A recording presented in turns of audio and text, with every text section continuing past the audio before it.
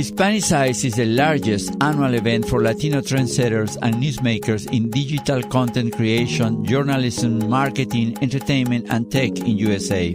We've become a gathering of experts in a variety of industries, and we definitely pride ourselves in bringing innovation, in bringing the latest trends. There's a number of companies that have been launched and initiatives that have been launched at Hispanicize. We needed to be talking about Hispanic marketing and about reaching this largest demographic in the United States. Today, we're going to talk to two of the founders of Hispanicize, Cristy Clavijo-Kish and Katherine Johnson. Let's find out how hard it was to turn this dream into a huge reality. We will ask each of them, ¿Cómo lo hizo?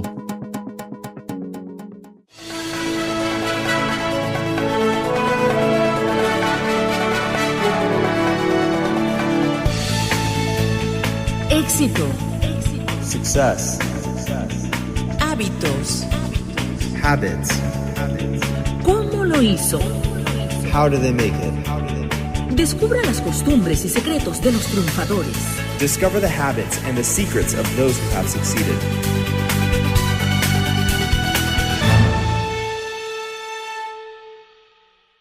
So Hispanicize is the largest annual event that brings together Latino trendsetters and newsmakers in the fields of content creation, journalism, marketing, and entrepreneurship. So we have held this event now. It's the 9th year we've been doing this. So we actually have started out as a conference for the PR industry, and then we branched out to including social media. And from that, it grew to the idea that we were just going to incorporate anyone that's a content creator. So social media, filmmakers, musicians, and PR professionals, we all create content. So we created this event that gathers all of us who are in these industries so that we can be inspired by each other, also make connections and network with each other, and to network and be entertained. So Hispanicize is an event organization only, or is a corporation? It's a corporation. So Hispanicize is part of Hispanicize Media Group. And we also do year-round campaigns with brands that are, their social media campaigns, advertising, marketing campaigns. And twice a year in LA in the fall and in the spring in Miami, we do this event. So actually, my colleague Cristy could explain the digital aspect more because she works more with the Hispanicize Media Group. But Hispanicize event is a subdivision and part of Hispanicize Media Group. Interesting. Now, we have also Cristy here as our guest, and she's based in Miami, correct, Cristy? Hi, yes. Excellent. So we have Cristy, what's your background? My background as in cultural? Yes. Where are you from? Where are you, Yes. Your parents? Well, I'm a first generation born to Cuban immigrants. I was born in New Jersey, and I'm the first of my family, and my brother, of course, born in the United States of a Cuban family. Excellent. And you, Katherine? I was born in Peru, and my family and I, we moved here to America, to Nashville, Tennessee, when I was 6 years old. So I quickly learned English. That's why, But my background is Peruvian-American, and my parents are both Peruvian. Excellent. Now we have a Peruvian and a Cuban here. That's amazing. We're going to have a very interesting conversation. Absolutely. Now, Cristy and Katherine, you are founders of Hispanicize? Yes. So Hispanicize started, the company is now Hispanicize Media Group, or HMG, but it was founded almost 10 years ago. In 2019, we're celebrating our 10th anniversary, and it was founded as the Hispanic Public Relations and Social Media Conference in Dallas, Texas. And it grew from there. It quickly grew and transformed into not being so specifically about one industry, but really, as Katherine explained before, into serving a variety of industries, but really channeling it through content creation with influencers, video content, etc. So we've become an expert or a gathering of experts in a variety of industries, and we definitely pride ourselves in bringing innovation, in bringing the latest trends. There's a number of companies that have been launched and initiatives that have been launched at Hispanicize. And what was interesting is that we grew it as being part in the spring. So we didn't intentionally start off in Hispanic Heritage Month. And the reason for that was that we always felt that we needed to be talking about Hispanic marketing, about reaching this largest demographic in the United States on an ongoing basis and as part of an overall plan, not that you would only spend 1 month dedicated to celebrating or working with or embracing or selling to the Latino community. So that's why we've always been positioned in the spring. And then 3 years ago, we launched the Los Angeles event. And we did do it during Hispanic Heritage Month because we wanted to be celebrating Latino culture and the developments that do happen within this month. So that's how we've come to have 2 unique times of the year that we work with the community and the professional community to really grow and appreciate and drive dollars toward our community in general. Excellent. Now, Cristy and Katherine, how did you meet each other? Wow, we started, Katherine and I go back almost half of our careers. We started in a company that I was a co-founder with Manny Ruiz, and that was Hispanic PR Wire. And Hispanic PR Wire was a company that we grew. It was the first news distribution service dedicated to reaching Latino media across the country. And we grew and developed that business, and we sold it in 2008 to United Business Media, which is now Hispanic PR Wire is part of PR Newswire. And so that we used to, in our strategic conversations with clients, in the early 2000s, we would refer to that we could work with your communications program and Hispanicize it. And so that's where that we could take anything, any program, any marketing idea, any communications, a pro bono campaign in public relations, and we could change that and Hispanicize it. And that's where the idea of that theme came about. And Katherine was originally our intern. She's a little bit younger than me, but we're not going to talk about that. So Katherine was our intern, and we have been business partners and colleagues, I don't even know how long, almost 20 years. That's awesome. Yeah, it is true. Almost 20 years. So it was funny now, Cristy brings that up in Hispanic PR Wire. I just thought about this, Cristy, now. My role was content managing, where I would take care of the Hispanic PR Monitor back then, which was a PDF that we would email, which sounds so archaic now. And now, kind of in my role in the event, I've also been, a content person, that I'm responsible for the content and the programming of the show. Interesting. And Cristy was doing sales, so it kind of worked out 15 years later. Now, you ladies, you just went to a coffee shop, you were talking, let's do this, or how do you do it? I mean, what moment you decided to branch out and form your own company?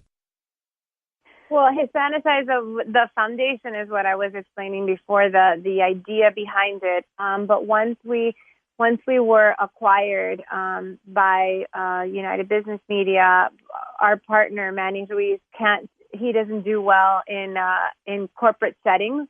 And so as soon as the non-competes and the contracts were up, he immediately had the idea to create this event, because we had a news distribution service, but we realized that in the marketplace there wasn't an event dedicated to the concept that we had. So he left originally from that group, and I was a silent partner, but I kept my day job because some of us still had to have a paycheck and help the company from behind the scenes. So that's kind of how that foundation was laid originally. And then about a year and a half into it, then I left my corporate job and joined the team. And Katherine, you were from the very beginning, no? That working on that. So I had left after the company sold to United Business Media. I went back to the corporate world, and I was actually working in TV, doing television production. And Manny reached out to me and said, I have this crazy idea. Do you want to go back into business with us? I'm going to pull in all the old partners from before. And I said, yeah, let's do it. And I started working with him, and we were literally working in his living room. It was just, him and I in this little dining room table in his living room. And how it came about is we were thinking, this is a conference where we're going to bring together, PR and these people called bloggers. I remember clearly that is how it started. We were seeing the phenomenon of blogging. And at first, it was kind of like journalists were feeling threatened by bloggers, and so were PR professionals, advertisers, because they didn't know what to think of this group of people that were writing their opinions online. So Manny was saying, I have this idea to, why don't we get together with the old team and we do this conference that is going to talk about this issue, which is this new thing called, social media and bloggers.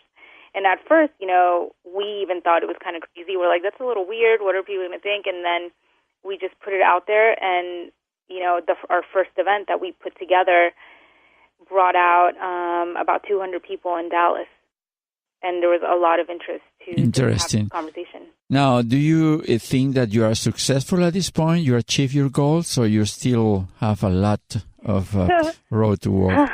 Well, I think any business is always in growth, and I think that the most important thing that we have always challenged ourselves as founders is how do we do it better? Every year, it has to be bigger, it has to be better, it has to be more strategic, it has to answer the needs of our attendees. I think that if Katherine and I do something well, is always question what is in it for the attendee, because they're our audience, right? And so I'm responsible for partnerships, right? So my strongest suit is really looking how two organizations can work together to create success, and I try to bring that formula to the event. And Katherine's biggest role is working on taking those partnerships and how do we make it an amazing experience for the attendee and always keep the attendee and what they're learning and what they're taking away from it at the heart of what we're doing.